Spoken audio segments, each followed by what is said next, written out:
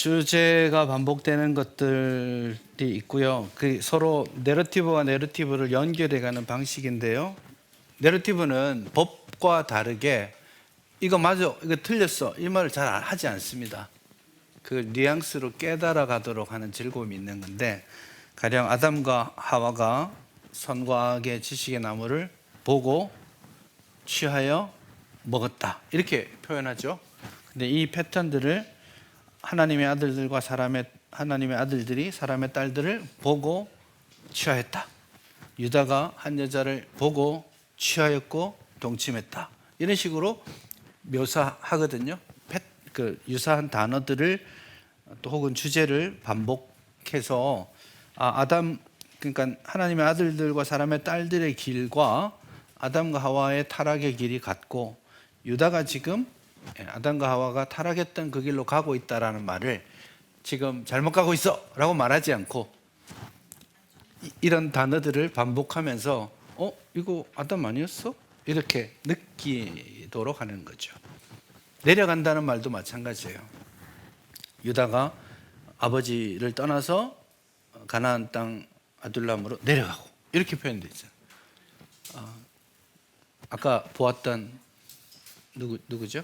그 요나가 내려가고 그런 것들이 의도된 거예요. 실질 지리적으로 내려가는 것이기도 하지만 그게 영적인 흐름을 반영하는, 명시적으로 틀렸어 잘못 가고 있어 이게 아니고 이런 표현들을 넌지시 주면서 그런 깨달음을 가지도록 하는 것이 기본적인 흐름이고, 주제도 마찬가지입니다. 에덴 동산에서 쫓겨나서 에덴 동쪽으로 가죠. 굳이 동서남북 다 있는데 동쪽으로 가는 건 뭘까요? 그때는 잘 몰라요. 근데 가인이 여호와 앞을 떠나서 에덴 동쪽 너 땅에 거주합니다. 동쪽으로 가죠. 창세기 11장에 사람들이 동쪽으로 옮기다가 신할 거기에 바벨탑을 쌓기 시작하죠. 롯이 요단 온 지역을 택하고 동쪽으로 옮겼다. 야, 이거 참, 이 동쪽으로 옮기는 게 성경의 개념상 하나님으로부터 멀어짐이라는 주제를 반영하는 겁니다. 동쪽으로 갔다 이 말은 저 멀리 잘못 가는데 이런 느낌. 에스겔 환상을 한번 보십시오. 여호와께서 성전을 떠나실 때 성전에서 일어나서 동쪽으로 가시죠. 그런 컨셉입니다. 그래서 요단 온 지역을 택하고 동으로 옮겼다. 딱 그 말을 보는 순간 롯이 잘못 가고 있구나. 생각해 보십시오. 아브라함이 롯에게 네가 좌하면 내가 우하고 이렇게 말했죠. 좌우를 선택하라 이렇게 했는데 동쪽을 선택한 겁니다. 좌를 선택한 겁니까? 우를 선택한 겁니까?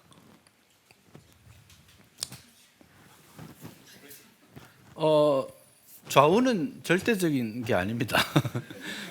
지금은 여기가 나의 좌고 여기가 우지만 이렇게 보면 여기가 좌고 여기가 우죠. 보통 그 가나안 땅은 좁아요. 좁고 이렇게 돼 있죠. 이렇게 돼 있거든요. 이게 좁고 길어요. 그래서 좌우는 동서가 아닙니다. 동서를 좌우로 뜻할 때도 있지만 남북을 좌우로 말해도 문제가 없어요. 어느 지점에 있느냐가 중요하죠. 그러니까 두 사람이 좀 부유해져서 같이 있기가 애매하다고 했을 때 굳이 동쪽으로 가야 될 이유는 없죠. 여전히 살 때는 많습니다. 동쪽으로 가는 것이 롯이 가지고 있는 신앙에서 떠남이라는 주제를 드러내는 거죠. 실제로 13장 11절인데 10절에 보면 롯의 마음가짐이 어떠한지를 미리 폭로하죠. 그 나레이터가 우리에게 주는 정보입니다. 10절에 나오는 내용입니다. 그렇고요. 옷도 마찬가지입니다. 자꾸 뭘 벗기는 사람도 있고 입히는 사람도 있잖아요. 그 주제가 계속 반복되는 거예요. 그 벌거벗음을 드러내는 사람이 있고 가죽옷을 지어 입히시는 하나님 있죠. 하나님이 그 사탄은 벌거벗음을 드러냈고 하나님은 입히셨죠. 그래서 셈, 함, 야벳 중에 그 함은 아빠가 벌거벗었어요 드러내고 셈과 야벳은 보지 아니하고 덮어주죠. 그게 유형들이 반복되는 겁니다. 노아 이야기는 홍수 이후의 이야기가 9장에 굉장히 짧게만 묘사되어 있잖아요. 근데 이게 굉장히 유형적으로 아담의 길을 노아가 그대로 가고 있다는 것을 유형적으로 모델한다고 해야 되겠죠. 그런 표현인 겁니다. 요셉도 마찬가지예요. 아버지가 채색 옷을 입히고 형들이 벗기고 보디발이 청지기로서의 옷을 입히고 그 와이프가 벗기고 나중에 왕이 요셉에게 옷을 입히고 이런 컨셉들이 반복되고 있죠. 꿈도 마찬가지입니다. 요셉이 37장에서 꿈 꾸죠. 2번 꿉니다. 꿈의 내용을 알았을까요? 꿈이 어떤 의미를 가졌는지 요셉이 알고 있었을까요? 정확한 대답은 성경이 말하지 않는다. 이거 중요합니다. 성경이 말하지 않아요. 그런데 내러티브는 그 장면을 두고 대답하지 않고 다음으로 넘어가요. 좀 지났는데 술 맡은 떡 맡은 관원장이 꿈꾼 이야기가 있죠. 꿈을 꿨는데 요셉이 딱 듣더니 그 꿈을 해석하죠. 야, 요셉이 해석하는 능력이 생겼네? 그러고 나서 바로 왕의 꿈이 또 나옵니다. 바로 왕의 꿈을 겹쳐 꾸죠. 아무도 해석을 못해요. 근데 요셉이 듣더니 패러다임을 바꾸죠. 왜냐하면 이게 아주 재밌는 표현들인데, 예를 들면 바로가 2번을 꿈을 꾸잖아요. 그래서 계속해서 내가 꾼 꿈을 해석해봐 이렇게 말하는데 dreams 복수로 말해요. 그러니까 그 꿈들을 이해 못하는 거예요. 박수 무당들이. 근데 요셉이 딱 듣더니 꿈 그거 하나인데요? 라고 딱 시작하죠. 그래서 해석의 그게 열쇠가 생기는 건데 막 해석해 주잖아요. 그러면서 당신이 그 꿈을 2번 겹쳐 꾸었다는 말은 하나님께서 행하시기로 정했고 속히 일어날 것이라는 뜻이다. 그렇게 말하잖아요. 그러니 이쯤 되면 질문이 생기죠. 요셉은 자기 꿈을 어떻게 해석했을까? 이걸 37장만 보고 결론 내리면 아유, 어린 것이 철도 없이 자기가 꾼 꿈을 좀 덮어두고 묵상하고 하지 않고 뭘 떠벌리고 다니다가 저렇게 혼이 나느냐, 철없는 녀석. 그렇게 생각합니다. 아닌 거예요. 언제부터 갑자기 해석하는 능력이 생긴 게 아니고요. 이게 내러티브가 모티프를 반복하면서 계속 지 꿈은 해석 못했나? 이런 생각을 하는 거죠. 그러면서 그냥 꿈을 해석해주는 40장의 이야기하다가 바로왕의 꿈을 해석하면서 해석 원리까지 설명하고 나니까 자기 꿈도 그렇게 해석했겠네?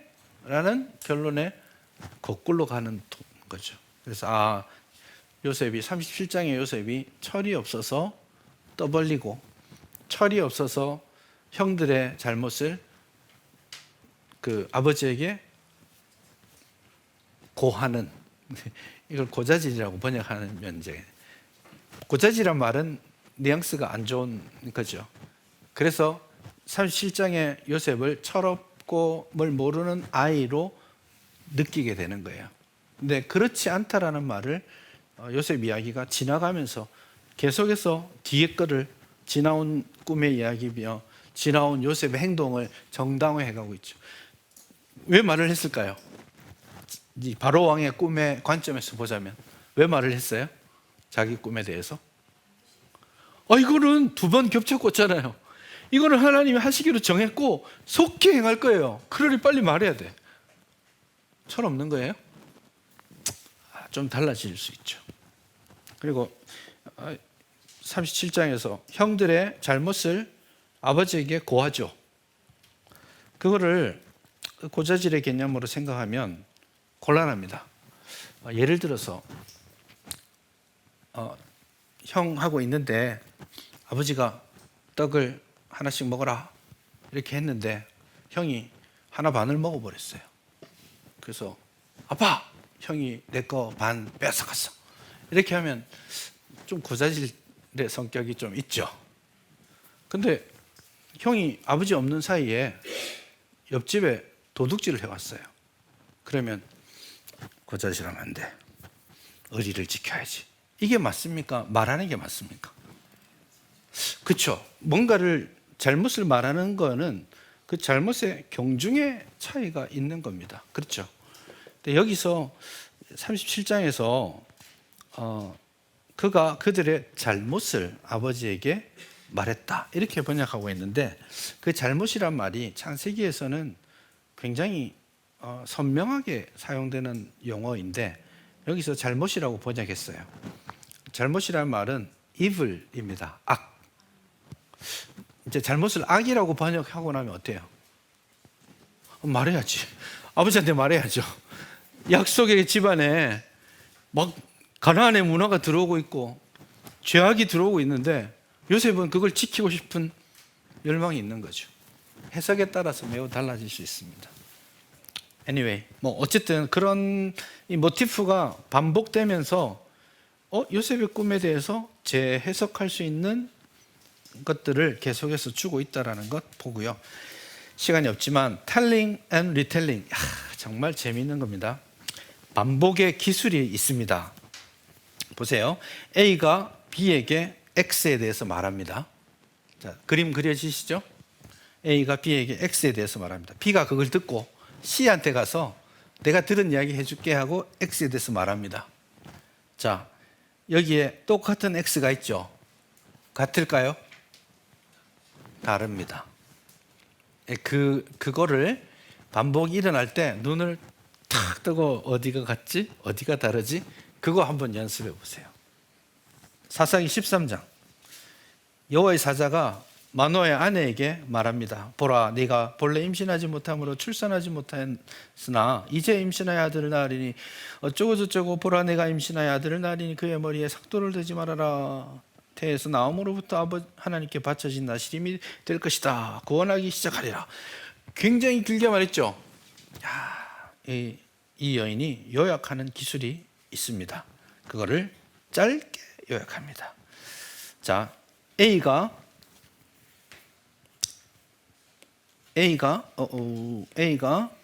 B에게 X를 말했죠.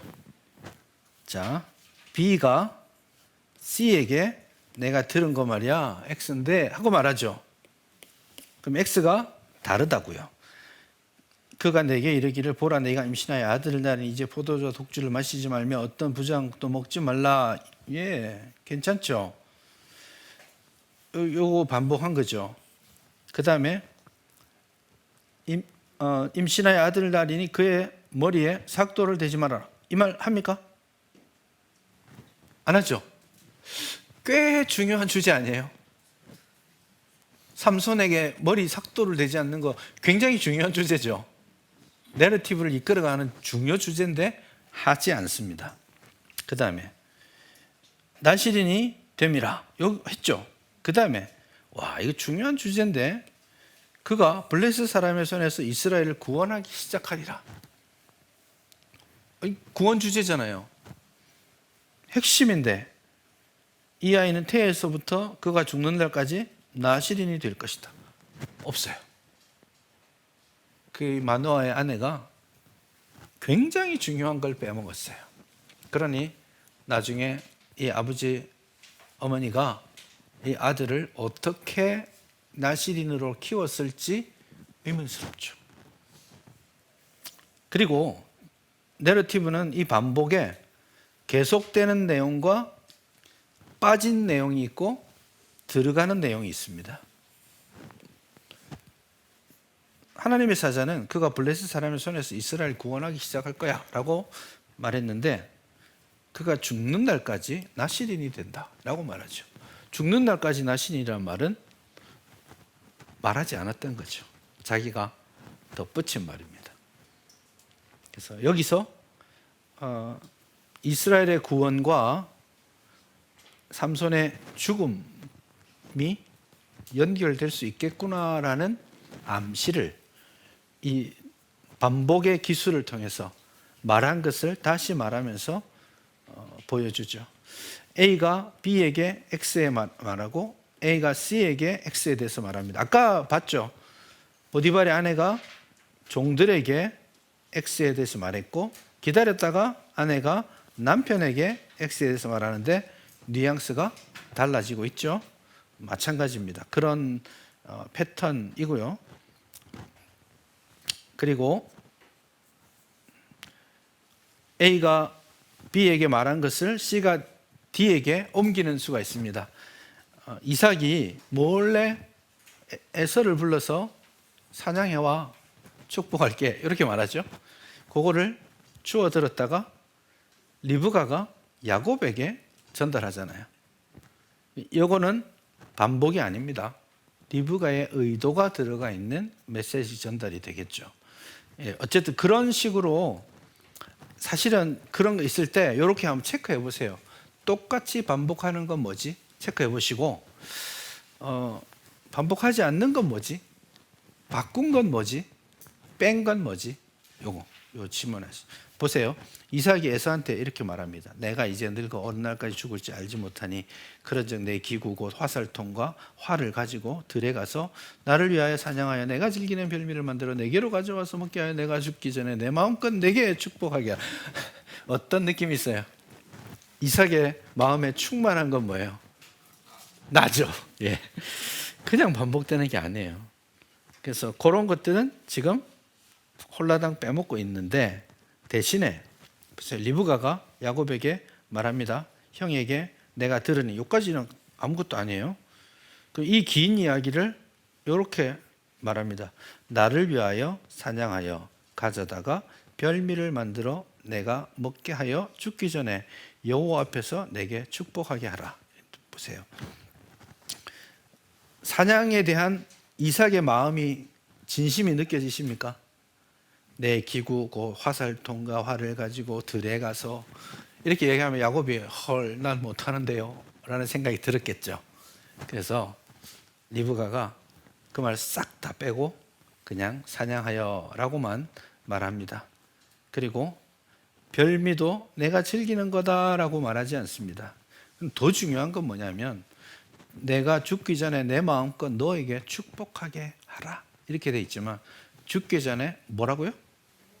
여호와 앞에서 이거 하나님의 뜻이야 라고 굉장히 하나님을 좀 매니플레이트 조작하는 그런 겁니다.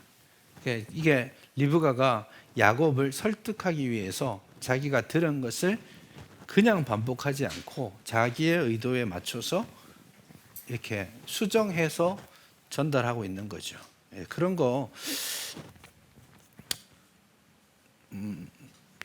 정말 캐치하면 좋아요. 사사기 한번 보세요. 이거는 내러티브의 반복인데요. 백성들이 이렇게 묻습니다. 우리 가운데 누가 먼저 올라가서 가나안과 싸울까요? 유다가 올라가라. 내가 이 땅을 그 손에 넘겨주었다. 20장 18절에 똑같은 질문을 합니다. 우리 중에 누가 먼저 올라가서 베냐민 자손과 싸우리까? 뭐가 달라졌죠? 대상이 달라졌죠? 베냐민, 유다가 먼저 가라. 뭐가 달라졌죠? 여기는 약속이 없어요. 그렇죠? 그래서 이 올라가면 성공할까요? 실패할까요? 실패할 겁니다. 약속이 없으니까. 이거를 3번 하고 나서 하나님이 이번에는 내가 넘겨주겠다라고 말씀하시죠. 그래서 똑같은 것들, 이게 사사기 전체를 묶어주는 하나의 구조적 엔크루지오 구조입니다. 그런 구조인데도 불구하고 사사기 주제를 확 드러내죠. 첫째, 가나안 족속이 베냐민 자손으로 바뀌어 있죠. 정복 전쟁이 지파 간의 분열 전쟁으로 반복되어 있는 거죠. 도대체 무슨 일이 있었지? 이 질문을 하게 하는 겁니다. 가장 큰 단위에서 이야기가 반복되는 것이 전형 장면, 그 부분. 전형 장면 아니더라도 반복되는 거 있습니다. 예를 들면 컨셉을 공유하는 것들이 있어요. 예를 들면 모세가 그 민수기 13, 14장에서 정탐꾼을 보내죠. 그 난리가 나지 않습니까? 여호수아 2장에서 여호수아가 정탐꾼을 보냅니다. 같은가요? 다릅니다. 이때는 대표를 뽑아가지고 잘 갔다 와라 하고 보내잖아요. 돌아와서 보고한 것 때문에 난리가 나잖아요. 여호수아가 정탐을 하긴 해야 되겠고 잘 갔다 와라 이러면 또 큰일 날까 봐 두 사람을 조용히 불러서 몰래 보냅니다. 사사기 1장에도 나옵니다. 사사기 1장에도 요셉 지파가 베델을 정복하기 전에 사람을 불러서 보내서 거기서 나오는 사람을 데리고 와서 컨셉이 그 여호수아 시절에 라합 같은 거죠.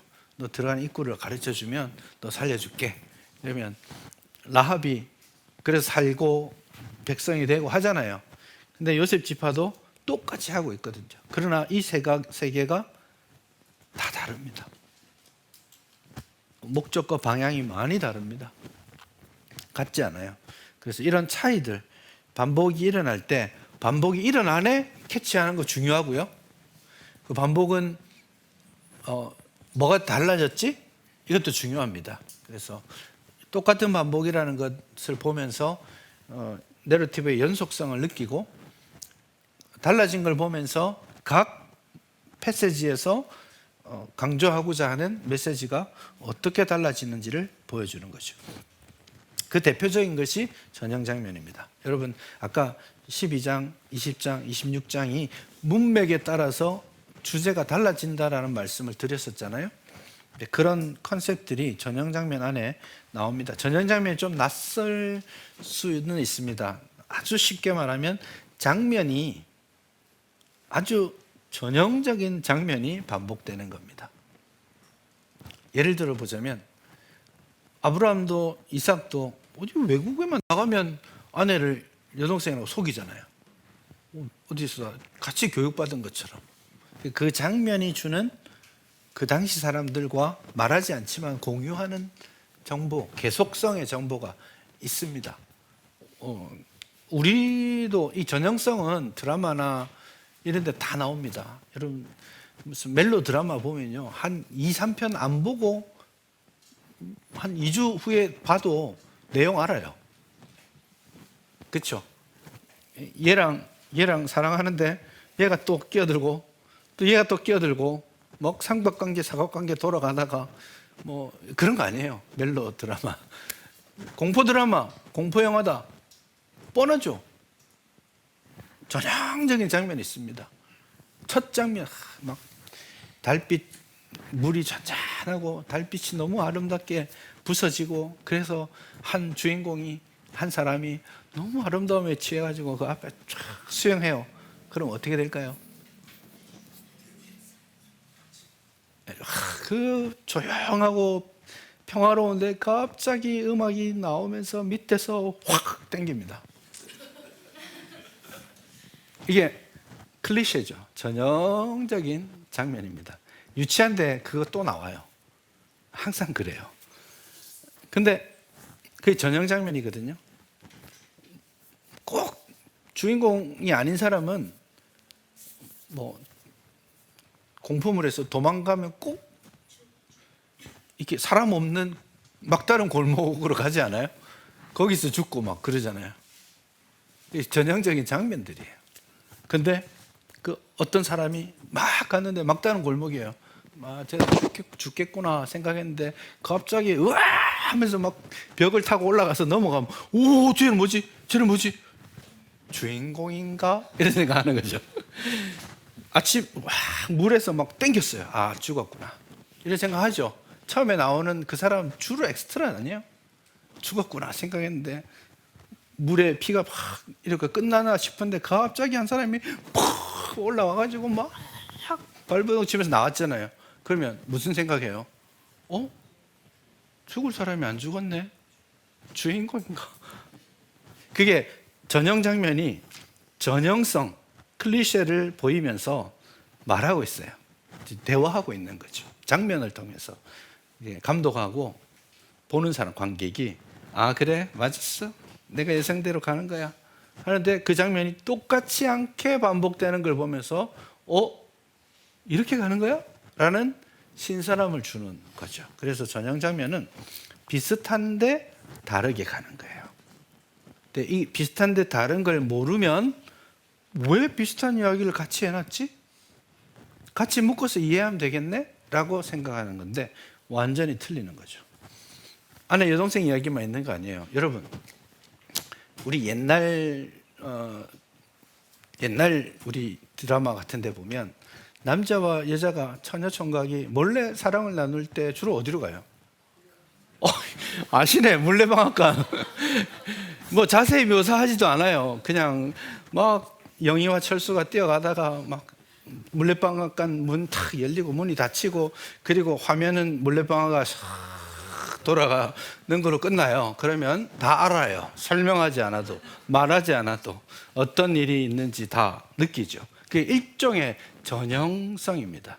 자, 창세기 성경에 위대한 하나님의 백성은 주인공이죠. 주인공이 결혼할 때 어디서 결혼할까요? 결혼 첫 만남은 어디서 일어날까요? 우물가. 그게 전형성입니다. 우리나라가 생각하는 그 물레방앗간 느낌이 성경에는 우물가로 나타나죠. 그래서 늙은 종이 리브가를 우물가에서 만납니다. 그리고 야곱이 라헬을 우물가에서 만나죠. 또 모세가 십보라를 우물가에서 만나죠. 또 그렇죠. 예수님이 수가성 여인을 우물가에서 만나죠. 딱 그러면 똑같은 컨셉이라고 말하면 안 돼요. 근데 그 우물가에서 만남이 이어지고 있잖아요. 그러면 첫 번째 리브가를 만났을 때는 아무 생각 없을 수 있습니다. 야곱이 우물가에서 라헬을 만나잖아요. 그때는 우리가 사촌이야 이러고 있잖아요. 우리는 알아요. 저것들 결혼하겠네. 왜요? 우물가에서 만나니까. 근데 차이도 알아야 돼요. 26장은 누가 누구를 만나요? 늙은 종이 리브가를 만나죠. 물은 누가 뜨나요? 리브가가 뜨죠. 향후 이삭과 리브가의 결혼 생활이 어떨지 알 수 있어요. 이삭은 종을 파송하는 그 들판에 앉아가지고 묵상하는 사람이에요. 리브가는 대장부죠. 그 엄청난 일들을 하고 있잖아요. 그러니까 굉장히 내러티브 안에서 리브가가 남성성이 뛰어나게 나옵니다. 막, 야, 저주는 내가 봐도 걱정하지 마. 너는 가. 이러는 거 있잖아요. 그런 느낌. 그런 남성성이 굉장히 뛰어나고 결단력 있고 이럽니다. 그래서 리브가가 첫날, 그날 저녁에 늙은 종 만났잖아요. 믿을 수 없는 말을 들었잖아요. 너 시집 가야 돼. 그 다음날 아침에 가자. 아니 이게 무슨 말이야. 당연히 가족들이 가자고 할 리가 없잖아요. 아니 최소한 헤어질 시간이라도 줘. 열흘이라도 줘. 근데 난 못 기다려요. 굉장히 예의 없는 거 아니에요. 늙은 종이. 그러니까 부모가 리브가가 원하는 대로 하자. 부모의 마음에 어떤 마음이 있었겠어요? 속된 말로 지도 바로 가고 싶진 않겠지. 이런 생각이 있었을 거 아니에요. 그 불렀어. 너 어떡할래? 갑니다. 그날 바로 가잖아요. 아버지 진짜 마음이 너무 힘들었을 것 같아요. 내가 딸을 키웠나 이런 생각도 하고 그랬을 텐데 뒤도 안 돌아보고 가잖아요. 그러니까 아브라함과 이삭과 야곱의 느낌이 아니라 아브라함의 그 본토 친척 아비 집을 떠나는 결단을 이삭이 아니라 리브가가 하고 있잖아요. 똑같은 내용이거든요. 그러니까 그게 결혼 첫 장면, 배우자를 만나는 운물가에서 이미 드러나 있는 거죠. 두 번째는 누가 물을 떱니까? 야곱이 뜨죠. 야곱은 방해가 있었어도 물을 이렇게 덮어놓고 있잖아요. 아무나 못 뜨게. 그럼 이걸 그냥 혼자 하기 어렵거든요. 그래서 옆에 목동들 보고 좀 도와서 물을 뜨게 해달라고 하는데, 문을 열자고 하는데 목동들이 안 도와주잖아요. 그럼 어떻게 해요? 야곱이 으라차차차차 옮깁니다, 혼자. 그리고는 라헬을 위해서 물을 뜨죠. 그 결혼 생활의 주도성이 어디에 있는 거예요? 야곱에게 있죠. 근데 야곱은 이 결혼 생활이 어떻게 되어 이 방해와 어려움을 극복해 가야 되는 야곱의 캐릭터가 29장의 운물가 이야기에 나오는 거죠. 근데 출애굽 2장으로 가봐요. 10%를 만났어요. 똑같은 겁니다. 물도 떠주고 해야 되는데 디테일도 굉장히 닮아 있습니다. 보고 달려가고 달려와서 만나고 이런 그 전형적인 폼들이 존재합니다. 그걸 자세히 보시면. 근데 그 출애굽 2장에서는 방해하고 괴롭히는 존재가 등장하죠. 그러니 모세는 어떻게 해요? 그냥 어려움을 극복하는 게 아니라 괴롭히는 그 사람들을 몰아내고, 전투를 통해 몰아내고 그들을 구원하여서 물을 먹이는 거죠. 그 모세의 다음 역할을 결혼 내러티브가 보여주는 거예요.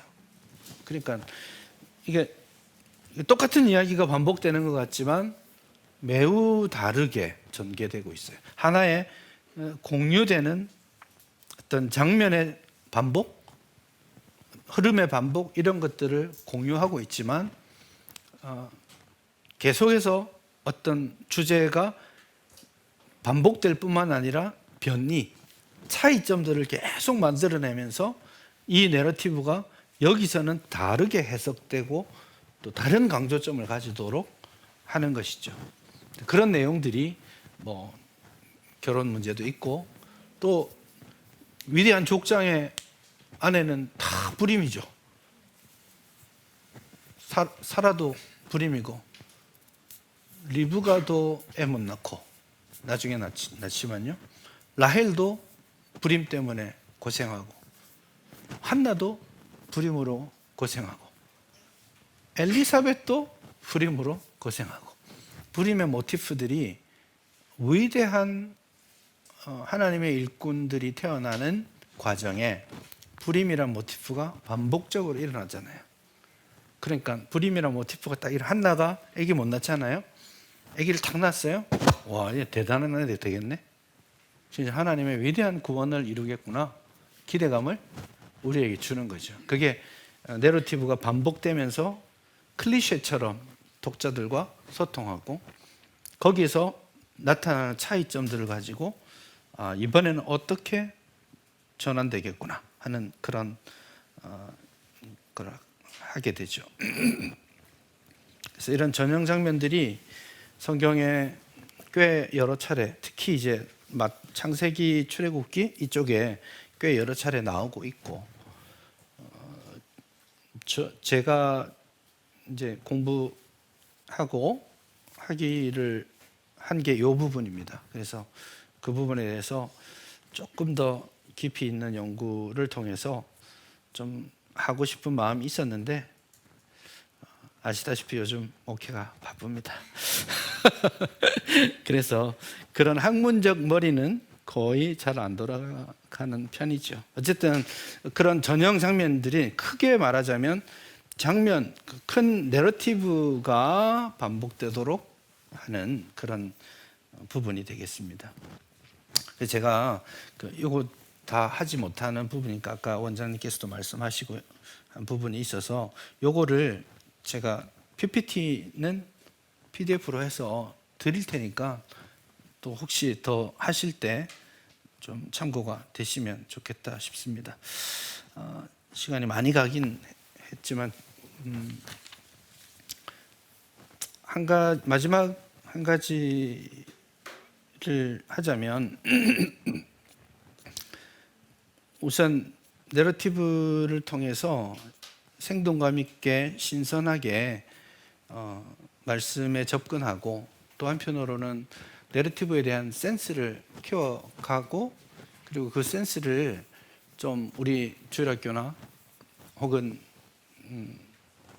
교회 현장, 설교 현장이라든지 이런 데에서 내러티브적 특성을 좀 잘 구현해낼 수 있으면 훨씬 더 좋지 않을까. 그리고 실제로 하나님께서도 그런 정보, 그런 방식으로 우리에게 주셨기 때문에 그 부분에 좀 더 열린 마음을 가지고 본문 자체의 아주 신선함과 묘미들을 잘 드러내는 설교, 잘 드러내는 교육, 그런 것들이 좀 이루어졌으면 좋겠다 하는 생각입니다. 질문 먼저 말씀을 드리고, 요셉 39세, 야곱 130세 맞습니다. 91세 차이가 납니다. 맞습니다. 밧단 아람으로 떠날 때 야곱의 나이는 77세입니다. 생각보다 많죠. 아마 라헬과의 나이 차이는 매우 많이 났을 거라고 추정할 수 있고요. 77세가 되도록 결혼하지 못한 부분.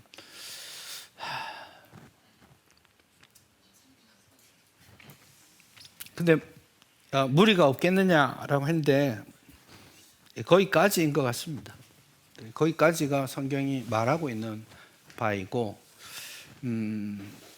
147세 혹은 175세, 180세 여기까지 살던 시절이었죠. 그래서 만약 180세인데 지금으로 쳐서 옛날 느낌으로 한 50세 되면 완전 호호 할아버지고, 그때부터 180년을 살았을지, 우리의 지금은 이제 70대도 마라톤도 하시고 하잖아요. 그런 이제 생애 주기가 있었을지에 대해서는 확인하기가 사실은 만만치 않은 것 같아요. 그러나 어쨌든 100세가 되었을 때는 출산이 불가능하다라는 전제가 있죠. 아브라함의 경우. 그래서 조금 나이가 많지만 무리가 있다라고 말할 필요까지는 없지 않을까. 성경이 거기까지만 말하고 있으니까 그 정도면 좋겠습니다. 모세 부모님 누가 하셨는지 모르겠지만 나이에 관심이 많으신 것 같은데, 아버지는 레위의 손자고 어머니는 레위의 딸이고, 굉장히 여기 가계가 좀 꼬여 있습니다. 그게 이제 출애굽 6장에 나오는 건데, 모세랑 족장 시대와의 간격을 짧게 보는 사람은 215년, 길게 보는 사람은 400년이에요. 430년 정도 보고 있는데, 근데 요거는 기본적으로 뭘 생각해야 되냐면, 족보가 연대를 알려주는 의도가 없어요. 족보가 연대를 알려주는 의도가 전혀 없습니다. 그래서 아브라함부터 누구죠? 족장 시대부터 12아들, 거기서부터 모세까지 4대로 요약해놨거든요. 그건 정말 요약한 거라고 저는 생각해요. 400년의 시간을 4대, 이 4대를 왜냐하면 창세기 15장에 4대 만에 돌아올 거야, 이런 말씀을 하셨기 때문에 4대로 요약했고요. 나중에 더 뒤로 가서는 16대 손 이런 식으로 요약하잖아요. 그런 식으로 좀 정해진 숫자에 맞추는 경향이 있습니다. 그게 그렇고, 그 다음에 손자, 아들, 이거는요 성경에서는 전부 벤입니다. 아버지도 할아버지도 조상도 다 아버지입니다. 그러니까 그거는 문맥에 따라서 어떻게 해석해야 될지의 문제이죠. 이렇게 레위의 손자다 딱 규정할 필요까지는 또 없지 않을까, 그렇게 생각합니다. 질문 좀 하나 하겠습니다. 예. 먼저 그 내러티브에 대해서 아주 자세히 잘 설명해 주신 데 대해서 감사드리고요. 저를 우선 소개한다면 저는 계명대학교 한국어문학과에서 연극과 문학을 30여 년 동안 강의했고 제가 엉뚱한 데서 꼬리를 흔들었군요. 그래서 끝난 다음에 지금 질문하는 겁니다. 네.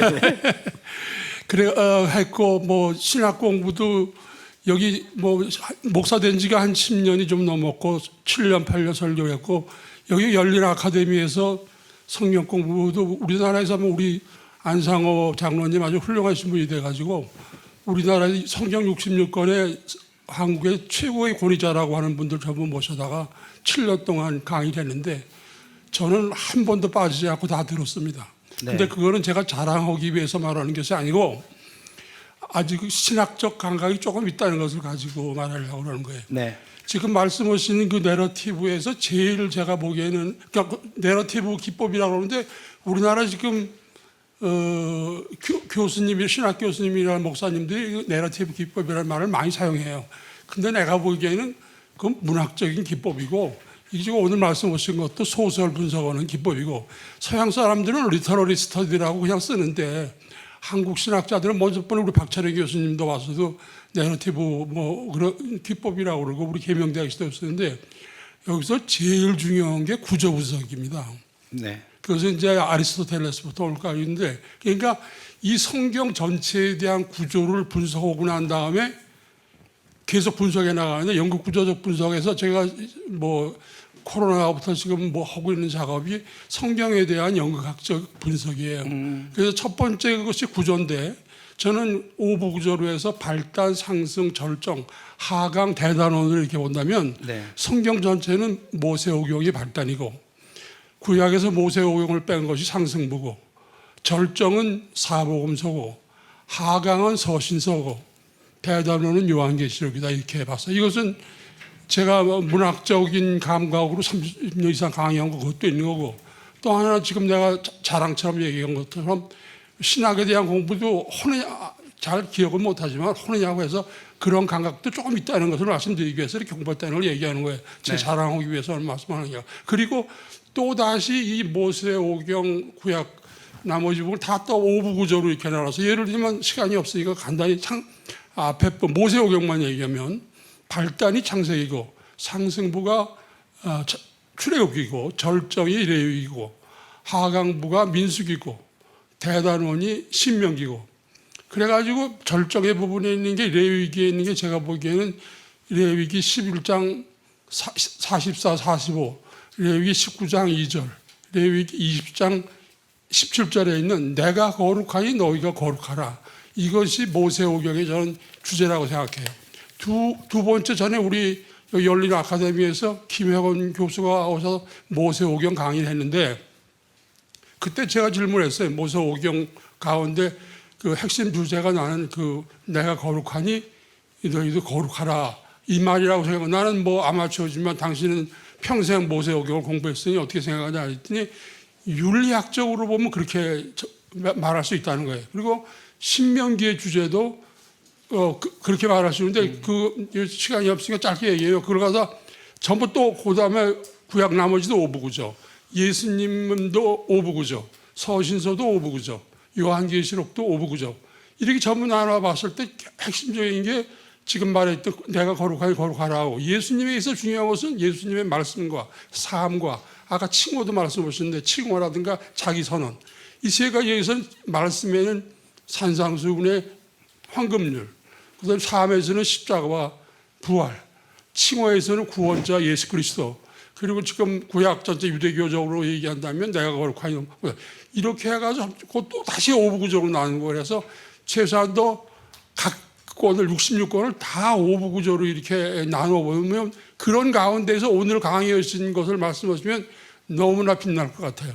네. 예, 그거 없이 오늘 얘기하니까 어떻게 보면 중구난방이 될 수도 있고 흐려질 수도 있고 뭐 다른 의미로 난 다른 의미로 말하는 건 아니에요. 제가 네. 이 연구하고 있는데 지금 강 교수님이 젊은 분이니까 이걸 고려해서 연구했으면 더 멋있는 연구를 하길 바라는 마음에서 그러는 거지 다른 의도 아무것도 예. 없어요. 예. 그래서 저는 그렇게 연구하고 있는데 지금 그래서 네. 전부 어떤 이것을 뭐 오부구조로 하면 나는 걸 어떤 원로 목사님은 이게 뭐 신학 박사학위 논문도 되지 않냐. 오늘 신학 박사학위 논문 제가 대충 봤어요. 오늘 오기 전에 이걸 1페이지부터 마지막까지 다 읽었습니다. 제가. 그래놓고 이제 연구하신 걸 이렇게 봤는데 그래서 내가 될 수 있어 이 말을 함으로써 강 교수님이 연구하는데 도움이 되지 않을까 하는데 하여튼 그렇게 제가 오부구적으로 나누고 있는데 이렇게 하는 거 작업에 대해서 어떻게 생각하시는지 신학자로부터 코멘트를 듣고 싶습니다. 네. 예.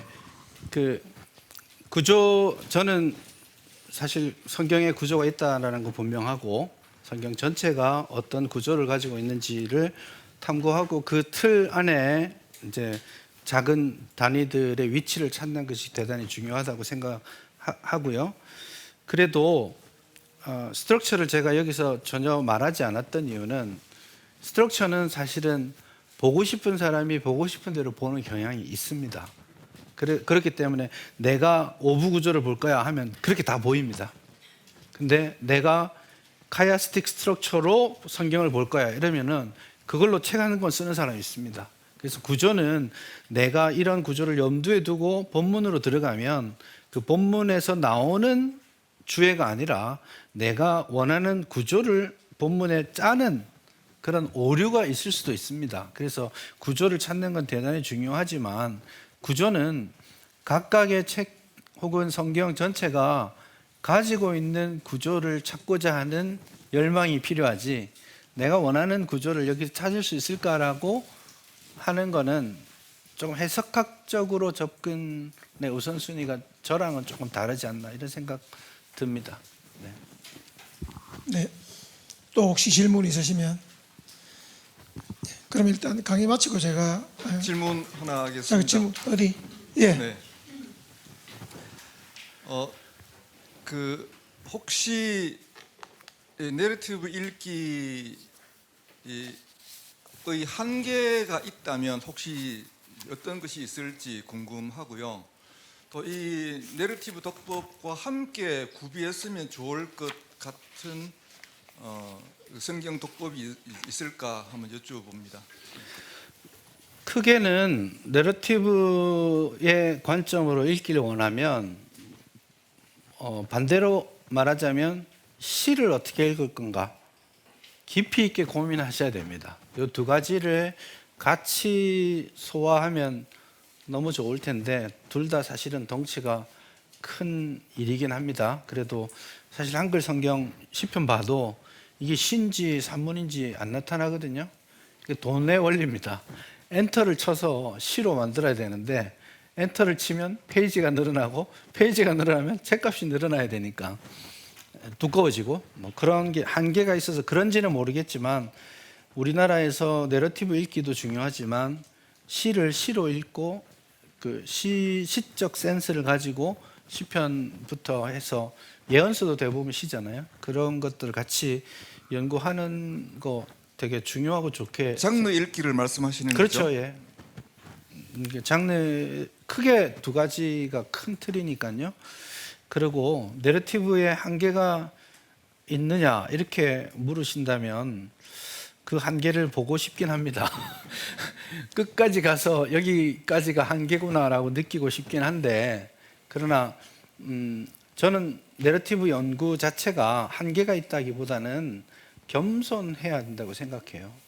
주어진 연구 대상이 소설책이 아니라 하나님의 말씀이기 때문에 순복하고자 하는 겸손한 마음으로 내러티브적 관점을 대입해보고 해석해보고 다른 사람들과 겸손하게 소통하고 그렇게 보완해 나가도록 하는 게 장기적으로 필요하지 않을까 생각합니다. 제 질문의 요점은 각각의 독법들마다 장단점이 있을 텐데 내러티브 읽기 그 독법의 장점은 우리가 이제 강의를 통해서 잘 납득했고 내러티브 독법만이 갖고 있는 또는 내러티브 독법이 받는 그 비평들 단점은 네. 첫 번째는 내러티브 읽기가 금방 교수님께서 말씀하셨지만 내러티브 읽기의 기본적인 출발점은 세속문학에서부터 출발했습니다.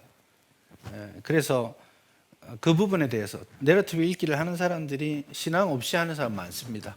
소설 분석하는 거랑 성경 분석하는 게 같은 궤를 가지고 갈 수가 있거든요. 그래서 이게 1980년대 넘어오면서 좀 성경적 내러티브 읽기로 가려고 몸부림을 많이 쳤고 자리를 잡아가기 때문에 그 부분에 그러니까 계시로서의 하나님 말씀을 읽는 거에 대한 컨셉을 놓치는 사람들이 꽤 많이 있습니다. 그 부분에 대해서는 좀 많이 조심해야 되겠고, 두 번째는 내러티브 읽기가 정제되지 않은 채 과도하게 추론의 영역과 상상력의 영역에 머무를 수 있습니다. 이게 어떻게 보면 성경이 말하지 않거나 혹은 추론할 수 있는 힌트들을 찾는 거잖아요. 그게 교조화되어서 이거야! 이렇게 조장한다든지, 혹은 이 경계가 애매합니다. 이걸 상상을 통해서 혹은 추론을 통해서 이 영역까지를 설명했는데 여기와 더하면 안 되는 영역도 있거든요. 그거 경계가 허물어질 수 있기 때문에 그 부분은 항상 조심해야 되는, 그래서 성경이 허락하는 자리까지 추론하고 상상하고 그걸 넘어가면 내러티브 읽기에서 벗어나는 거죠. 근데 그 경계가 모호할 때가 많습니다. 그래서 어떤 의미에서는 기본 내러티브 읽기 할 때 신학적 기본 소양, 교리적인 뒷받침 이런 것들이 중요하다고 저는 생각해요.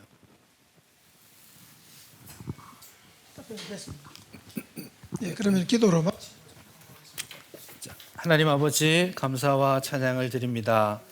오늘 장시간 성경 내러티브에 대한 말들을 함께 나누었습니다. 하나님의 말씀을 올바르게 주어진 대로 생동감 있게 깨달아 알고 기억하고 그 말씀을 순종하는 우리 모두가 되게 하여 주옵소서. 모두가 말씀 앞에 학생임을 기억하고 성실하게 겸손하게 말씀으로부터 배우고자 하는 그 마음을, 열정을 잃지 않도록 도와주시옵소서. 함께 하심을 감사드리며 예수님 이름으로 기도합니다. 아멘. 감사합니다.